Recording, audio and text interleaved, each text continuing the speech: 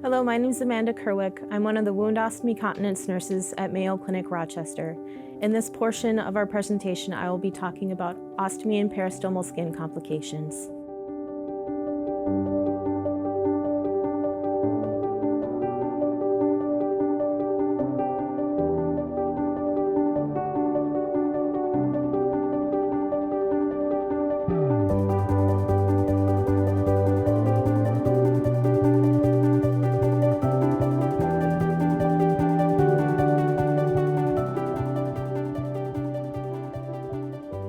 The learning objectives for this presentation include understand the basic steps of a pouching system change, identify pouching system adaptations as they relate to irregularities in stoma profile and skin, and identify interventions for peristomal skin irritation and breakdown. The average pouching system change costs about $15 to $20 per change, and insurance does help cover a portion of these costs. The average wear time is approximately 3 to 4 days. And if a pouch is leaking, it does need to be changed. Patching the pouching system allows that effluent to sit on the skin for longer, which can cause damage. The pouching system selected to use should fit the abdominal contour as well as the patient's stoma contour. We will now go through a demonstration on how to do a pouching system change.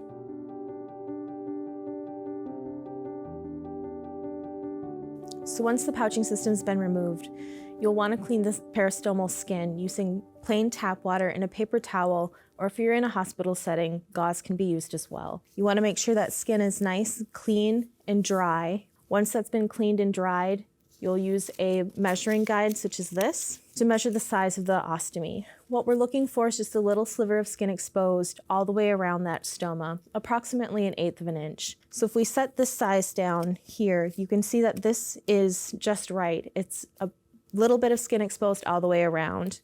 Whereas if I go a size smaller, that is too tight. The edges of that pouching system will touch the moist stoma and cause a leak. Conversely, if we go to the next larger size, that is too much skin exposed to the effluent and that will become denuded and irritated. So this particular stoma measures 1 1/4 inches. From here, we'll take our wafer and we'll cut out the 1 1/4 inch line using our scissors, starting in the center, cutting on the line or just past the line. After that's been cut out, it's a good idea to just measure and make sure that there's no adjustments that need to be made. So if we set this down, we should see a sliver of skin all the way around, and that looks just about right. I see that little bit of skin. We'll now remove the backing of the pouching system. This lifts up wherever you see the white tape. You'll pull this plastic sheet off, and if you do not have a template, it's a good idea to save this as a template for next time, so you do not have to continuously remeasure that stoma with each change. From here, we'll fold these paper corners back, making tabs. I personally like to fold all 4 corners. I have had this paper tear on me, and it's convenient to have another spot to grab onto. Now we'll use some moldable barrier to create a gasket to help seal in that effluent a little bit better. This moldable barrier melts with body heat, so it is not uncommon for it to mold in and cover that exposed skin as well as start to climb the stoma. That is okay. It is not going to interfere with the flow of the effluent. You're going to stretch this moldable barrier so that it fits around our cut opening as close to the edge as you can get it without going over. It does not have to be perfect. You can manipulate it some once it's there to get it as close to that edge as you can. At this point, our pouching system is ready to be put in place. You will once again want to use a dry paper towel or gauze to make sure the skin is dry, clean, and then you can use your non-dominant hand to flatten out any skin, creases, or retraction. You will then center your stoma in your cut opening and set your wafer down. You'll take your finger, run around that moldable barrier once or twice to make sure it's in contact with the skin. You'll then lay your tape down, and that's where the paper tabs come in handy. You can just pull that paper off and lay your tape flat. It is okay to get some wrinkles in the tape. Our seal happens right around that moldable barrier. At this point, we're ready to snap on our pouching system. This pouching system is a 2-piece system. We have a crease or a divot here and a ledge right here that need to snap together. This particular setup has an area that you can get your finger underneath to help you pinch the 2 pieces together. So you're going to work your way around snapping that pouching system. Once you think you have it completely connected, we need to actually take a look. because it could make that snapping noise and not be closed, or it could be completely closed and not make a sound. If we do not check to visually make sure that it is completely closed, you could have a leak between the two pieces of the pouching system. So you will pull this pouching system back and check between those two pieces all the way around, ensuring that there are no gaps. At this point, you will close the bottom of the pouching system. This particular pouch has a Velcro closure, and to close this, it rolls 3 times towards the patient's head. So we go 1, 2, 3, and then Velcro closed, and it's closed. The very last step is for you or your patient to place your hand over top that pouching system for about 20 to 30 seconds so that the heat from your hand can help set that adhesive a little faster. We'll now begin peristomal and stoma complications. First, talking about stoma retraction and peristomal creasing. Stoma retraction is caused by tension on the stoma. This causes the stoma and the peristomal skin to retract, causing a dip or a bowl surrounding that stoma. Peristomal creasing is caused by loose skin, as well as a site selection within a crease or across from the umbilicus. The goal in both of these cases is to create a flat pouching system surface. You would do this by the use of convexity. Interventions for stoma retraction and creasing would be to assess the patient in sitting and supine position. If you look at the photos on the right-hand side, you can see there's a significant difference in the peristomal skin plane between supine and sitting position. You also want to assess for the firmness of the peristomal skin surrounding the stoma. A firm abdomen requires a soft convexity, such as a convex ring. A soft abdomen requires a firm convexity, such as a convex wafer. A 1-inch belt can be added to apply counter pressure to the convexity and aid in getting a better seal. You need to be careful when using a 1-inch belt that you do not apply it too tightly. We want to make sure that at least 2 fingers can fit underneath the 1-inch belt between the patient's abdomen and the belt. When you're applying a pouching system, make sure you're gently pulling up on the abdomen to flatten the peristomal skin so that you can get a better seal. The next complication we'll refer to is a peristomal hernia. A peristomal hernia is caused by a defect in the abdominal fascia, as well as increased intra-abdominal pressure. All patients with an ostomy are at increased risk for developing a hernia. Interventions for a hernia include using a flexible pouching system that matches the patient's abdominal contour. This could be either used with a 2-piece flat system or a 1-piece pouching system. A hernia support belt can also be used to help keep that hernia reduced. These hernia support belts are applied while the patient is lying flat in the morning. They're worn throughout the day and then removed at night. The hernia support belt is specially measured to fit not only the specific pouching system that the patient is wearing, as well as the circumference of their abdomen across that stoma. A stoma prolapse occurs when the intestine telescopes through that stoma. It has the same causative factors as a hernia. Interventions with a stoma prolapse include making sure that the opening of the wafer is large enough to accommodate that prolapse at its largest size.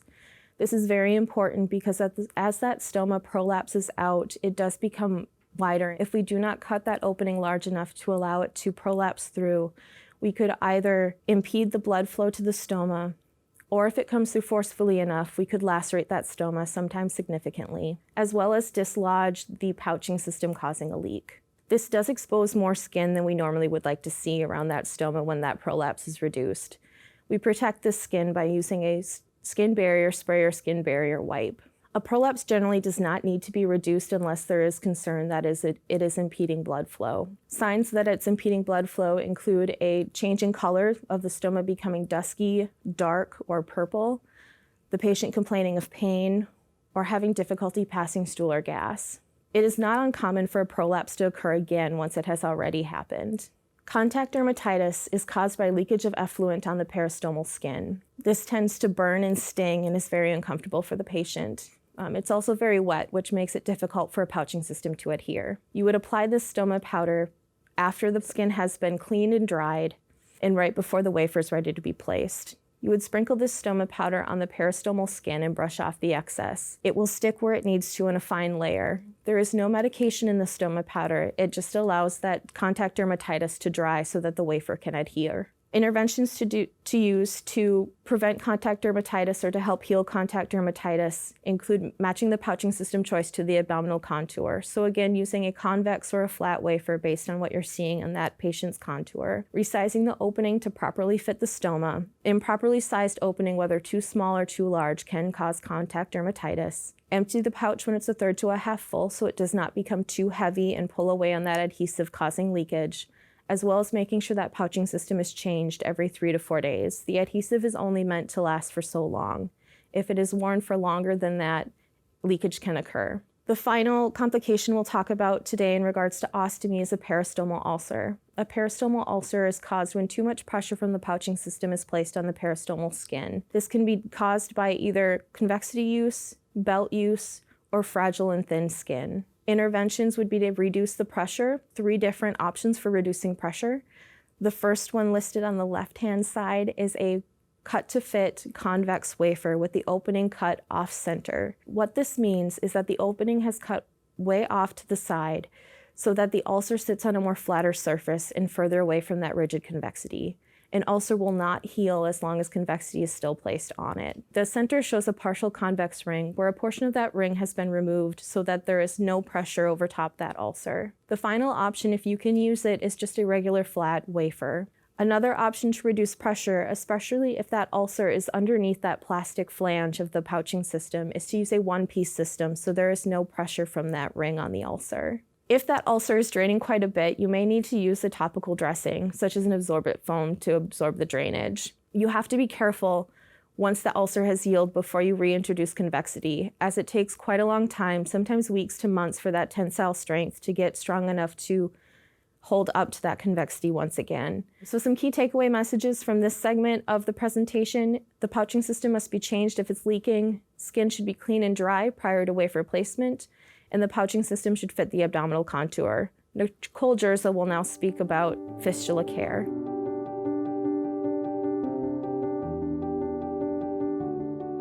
I am Nicole Jirsa, and I am one of the wound ostomy continence nurses at Mayo Clinic in Rochester. And I'm going to present on fistula pouching basics and go over a step-by-step demonstration on how to apply a wound manager. Learning objectives today would be to identify pouching options for fistula management and understand basic application of a wound manager for fistula management. Formal definition of fistulas is an abnormal passage between 2 or more epithelialized surfaces that results in communication between one body cavity or hollow organ and another hollow organ or the skin. Fistulas are named according to the structures that they connect. Colocutaneous fistula would be the colon to the skin, enterocutaneous fistula, intestine to the skin, rectovaginal, rectum to the vagina, colovaginal, colon to the vagina, and vesicovaginal is the bladder to the vagina. We're going to focus today on enterocutaneous fistulas, which is the intestine to the skin. Fistulas can develop for a variety of reasons. They can be a result of cancers, a diverticulitis, inflammatory bowel diseases, and more specifically Crohn's disease. They often occur postoperatively at an anastomotic site. When assessing a fistula to decide on management, you want to consider the location of the fistula on the abdomen.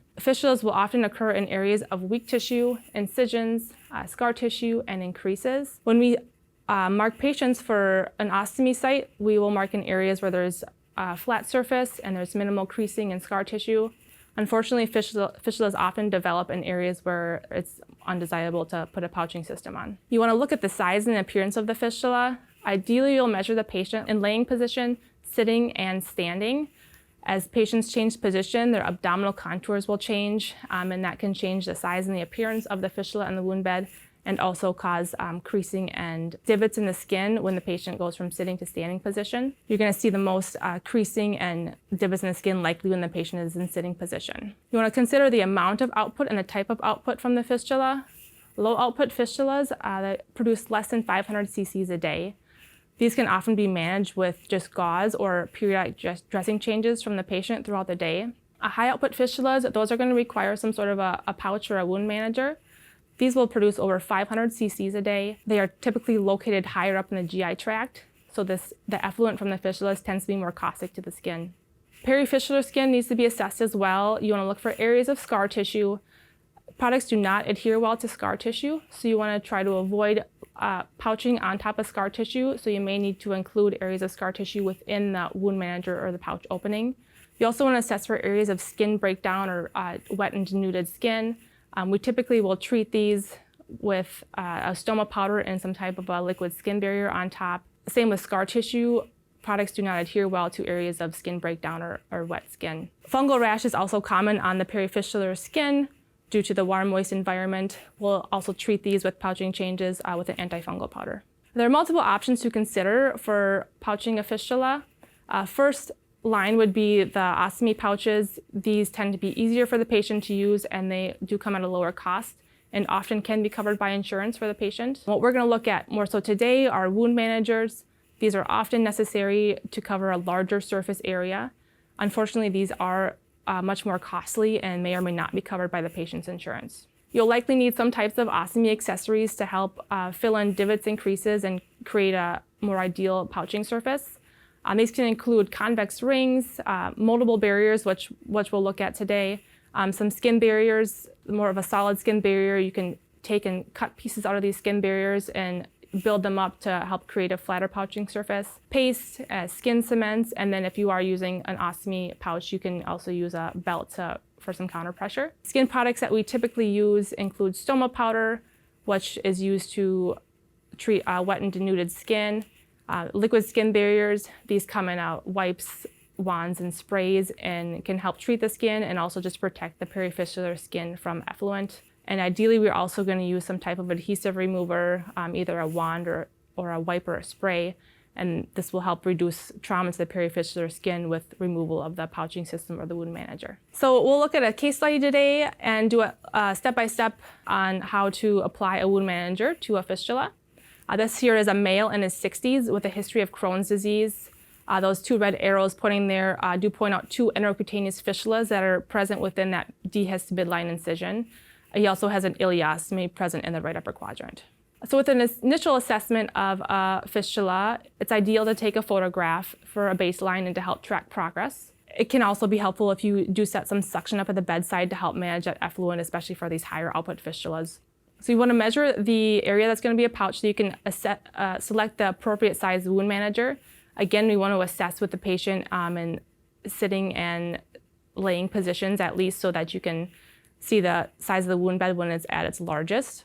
Wound managers do come with a tracing guide that we'll show you in the demonstration here, and those should be placed over top of the abdomen, and you can trace the outline of the area that you plan to pouch. Extend beyond that wound bed a good ½ inch to ensure that the pouch will be adhered to intact skin. Once again, you do want to avoid pouching on scar tissue or skin that is denuded or broken down, and include these within the opening. If there is skin that is broken down around there, you can treat that with some stoma powder and liquid skin barrier, and those areas will eventually heal in so that you will be able to apply a pouch on it in the future. So to prepare a wound manager, you can use that tracing guide and the pattern that you've traced on there and place that on the back of the wound manager and trace that opening. Then you want to cut the opening out of there and remove the paper backing. You can save that paper backing and use that as a pattern for future pouching changes. And next you want to use some moldable barrier, and you can take and line the inner rib of that opening that you cut with a moldable barrier.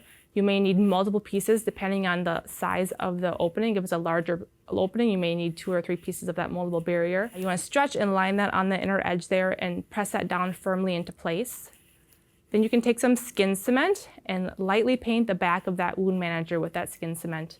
You want to, lightly is the key here, you don't want to use too much on there. And as that dries, it will allow the back of that wound manager to become tacky and help that adhere down to the skin better. Then you want to fill in some dips and creases to create your flat pouching surface. We will do a little demonstration on how to appropriately fill in some creases. You will take a piece of moldable barrier to fill in the crease, trace the outside of that with a thin bead of paste, and then you can brush that with that skin cement again to help that seal into place and become tacky. Then to apply the wound manager, you want to again take that skin cement and lightly paint a thin layer of that cement to that perifistular skin. You want to extend out beyond the wound base a good few centimeters so that the skin that will have the wound manager intact will all be covered with the skin cement. Allow that to dry for about a minute to allow it to become tacky before you apply that wound manager. When you apply the wound manager, again, it's ideal to have that little thin rim of skin around there showing. so that we have intact skin that we're placing that wound manager on. You want to apply the wound manager, press that firmly into place, especially where you have the areas of that moldable barrier on there. Then you can take that paste again, and we want to line the inner edges of that to help seal off that edge and prevent leaking. So you take the paste and do a thin bead of that all the way around that inner edge. You can take your skin cement then and paint a thin layer of that over top of all of that paste to help smooth things out and create a seal around there. You'll use stoma powder after that, and you want to apply that on there fairly liberally so that when you take the lid and apply that on top of the wound manager, that the lid does not stick down to that paste and that cement. You want to apply the lid to the wound manager. The lid may stick on there or it may snap on into place depending on the type of wound manager you are using. Then lastly, you want to apply heat to the abdomen. We typically will use a warm blanket and have the patient lay flat for a good 20 to 30 minutes, and that will help encourage that pouching system to seal into place. It is ideal for a pouching system to last several days for the patient due to them being costly, and it can be time-consuming and difficult for the pouching system or the wound manager to be changed. For some troubleshooting, you want to look for areas where there is obvious leakage, and you want to see where that area on the abdomen is and see what the problem may be. If there's creasing there that was missed, or the creasing's deeper, that may need to be filled in a little bit more. Again, you want to ensure that pattern has been placed on intact skin and that it's on a flat abdominal surface. We want to ensure that we do not allow the pouch to overfill, so have the patient or the caregivers empty that pouch frequently. Too much weight in that pouch will pull on the seal and can break it off of there. If appropriate, you can use a drainage bag or an overnight bag, such as a Foley bag, to connect to that to help reduce weight in the pouch. You want to expect that you are going to need to make some changes, especially after the initial application. You're going to need to make some adjustments to the pattern. And also as the wound bed continues to change and heal, you'll need to continue to make some adjustments. We hope this was helpful in understanding the basics of applying a wound manager, and we'll look forward to taking your questions. I will now do a demonstration on how to fill in creases and divots in the abdomen.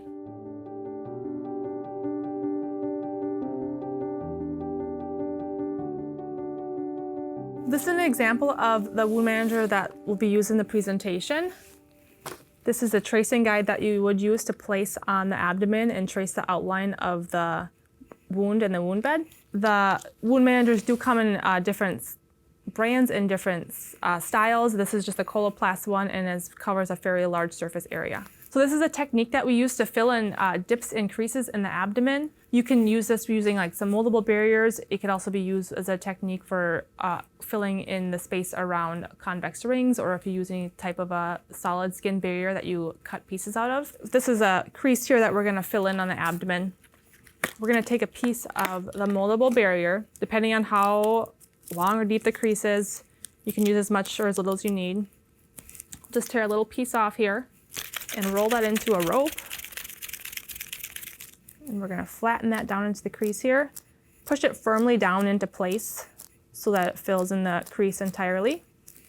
Then you want to take your paste and line just a thin bead of that paste around that putty. That's going to fill in that edge there so that it can prevent leakage.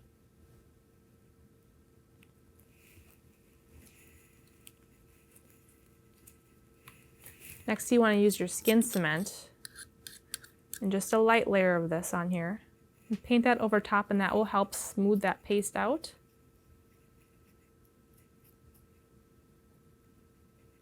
And then allow that to dry for about a minute to become tacky so you can place the wound manager over top of that.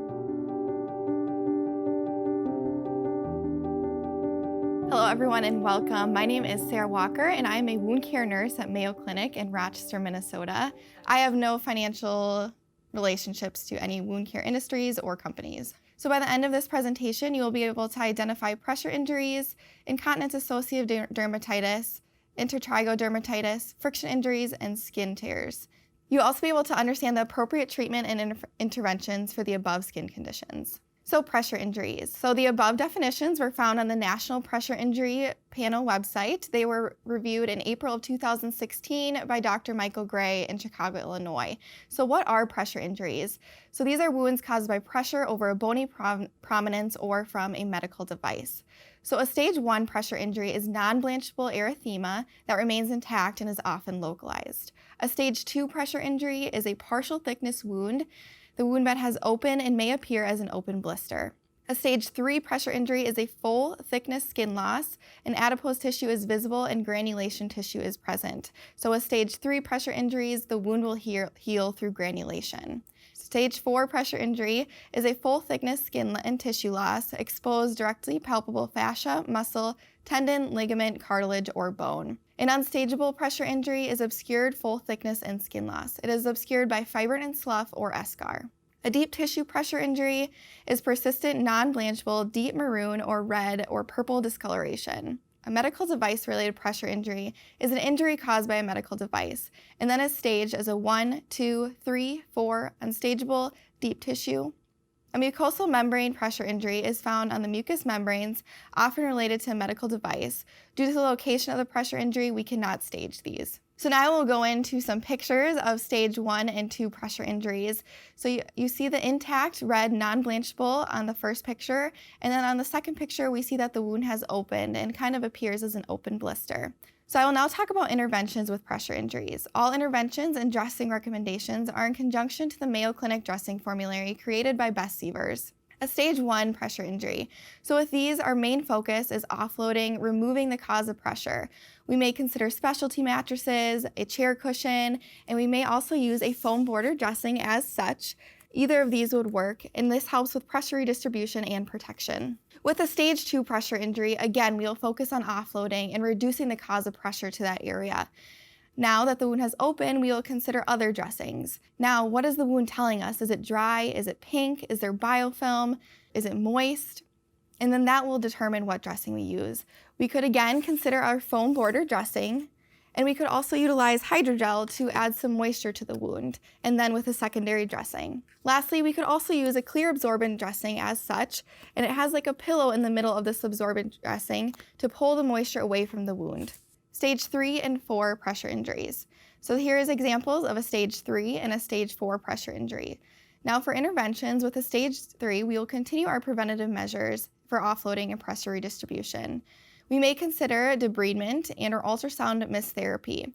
You will also have a presentation on this, but ultrasound mist therapy uses normal saline to transmit ultrasonic energy to the wound to help with wound healing. So again, we'll look at what the wound bed is telling us. This wound bed looks dry, so we may add some moisture and utilize a viscous concentrated wound gel as such. We will apply this to the wound and apply a secondary dressing, and this would be changed daily. So if the wound bed is moist, we could consider using a hydrofiber dressing with a silver property. This will help reduce bioburden and also wick moisture away from the wound bed. With stage 4 pressure injuries, we will consider possible surgical debridement by our non-vascular surgical team. As such, as stage 4, we would consider again that hydrofiber with a silver property to help reduce bioburden and wick away moisture. This dressing would be changed daily. We can also do 2 times a day or 3 times a day dressing changes with normal gauze and an abdominal dressing. Unstageable and deep tissue pressure injuries.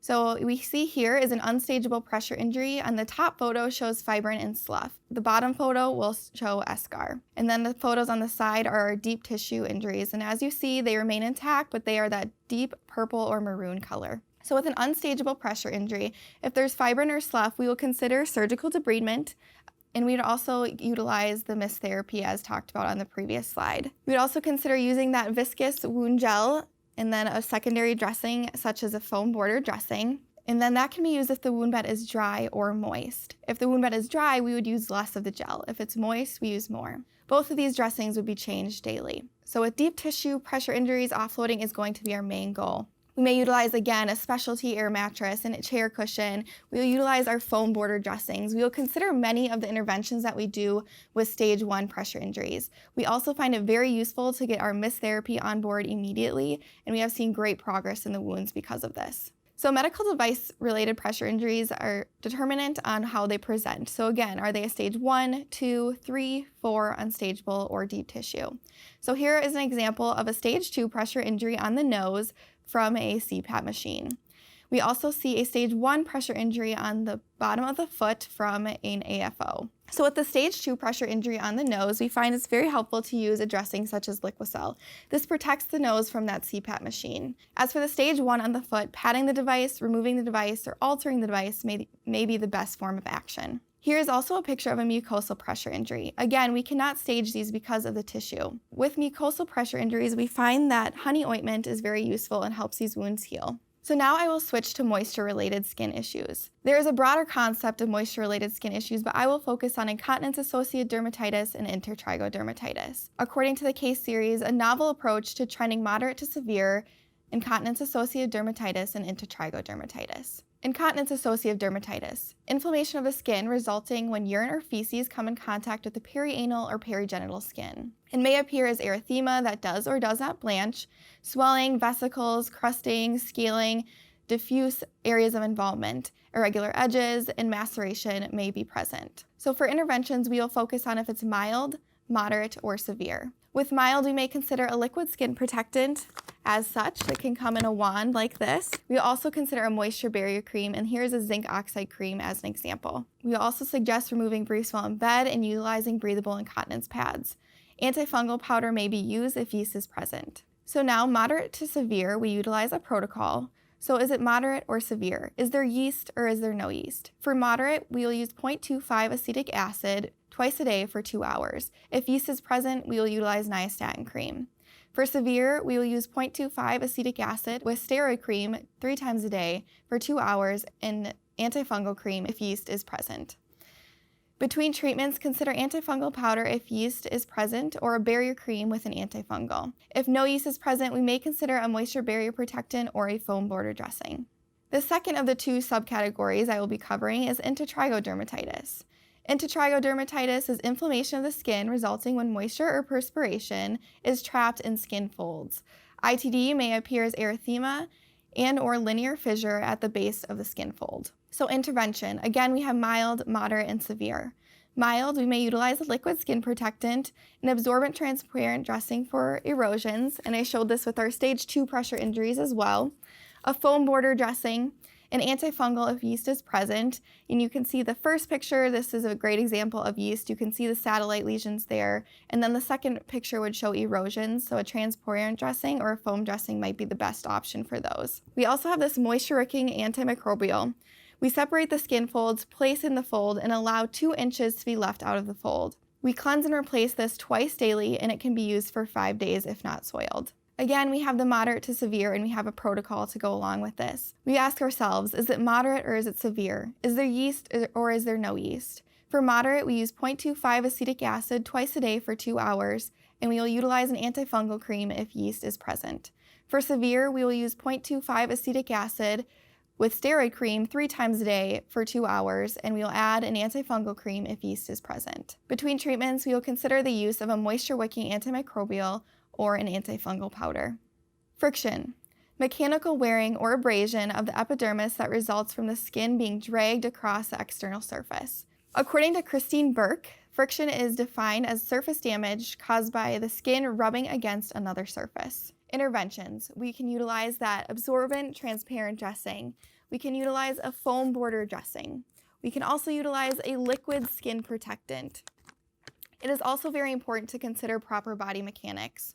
A skin tear is a wound caused by shear, friction, and or blunt force resulting in separation of skin layers. A skin loss can be partial thickness, separation of the epidermis from the dermis, or full thickness, separation of the epidermis and dermis from the underlying surface. We have type 1 skin tears, which the skin flap remains and can be replaced over the wound bed. A type 2 skin tear is a partial flap loss, and the flap remains but cannot be fully replaced over the wound bed. A type 3 skin tear is total flap loss, wound bed is fully exposed. So interventions, we can utilize a contact layer dressing.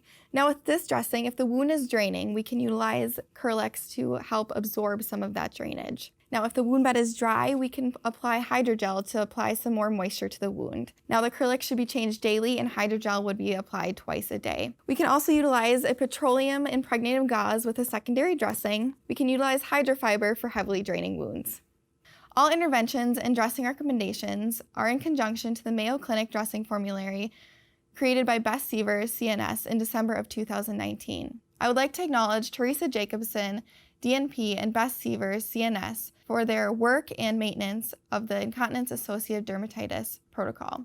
As cited, I would also like to acknowledge Bess Sievers, Kara Tummel, and Deborah Beneke for their work on the acetic acid protocol. All pictures were captured using the Mayo Clinic photo application by Wendy Warden, Kelly Derby, Bess Sievers, and approved use for this given presentation.